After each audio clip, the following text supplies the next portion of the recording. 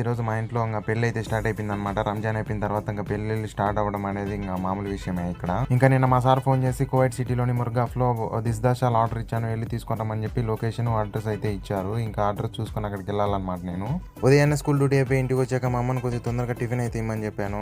Kuwait సిటీకి వెళ్ళి ఇంటికి వచ్చేలోపు దాదాపు చాలా లేట్ అవుతుంది, ఎందుకంటే ట్రాఫిక్ ఉంటుంది. అందరూ ఆఫీస్ కి స్కూల్స్ కి వెళ్తారనమాట. నాకు మా అమ్మ ఇచ్చిన టిఫిన్ వచ్చేసి ఫోల్ జీ బెన్ ఎగ్ బుర్జీ ఒకటి, అలాగే ఒక కుబ్బూస్ ఇచ్చారనమాట. ఇంకా తినేసి కువైట్ సిటీకి వెళ్ళాలి. ఇంకా మా సార్ ఇచ్చిన లొకేషన్ ఓపెన్ చేయగా 34 కిలోమీటర్స్ 31 మినిట్స్ అయితే చూపిస్తుంది. 31 మినిట్స్ కాస్త 50 మినిట్స్ వరకు కూడా అవ్వచ్చు, ఎందుకంటే ట్రాఫిక్ ఎప్పుడు అవుతుంది ఎవరికి తెలియదు. ఇక్కడ ఆల్మోస్ట్ సిటీ ఎంట్రన్స్ కు దగ్గరలో ఉన్నామన్నమాట.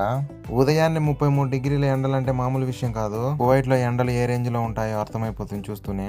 తీరా లొకేషన్ చేరుకునే ముందు మన తెలుగు డ్రైవర్ నా కార్ అయితే గుద్దేసి రేడియేటర్ కూడా పగిలిపోయింది అతనికి. తర్వాత ఏమైందో తెలుసుకోవాలంటే వీడియోలో ఎంత సరిపోలేదు కాబట్టి పార్ట్ 2 లింక్ డిస్క్రిప్షన్ లో ఇస్తాను, చూసేయండి. కువైట్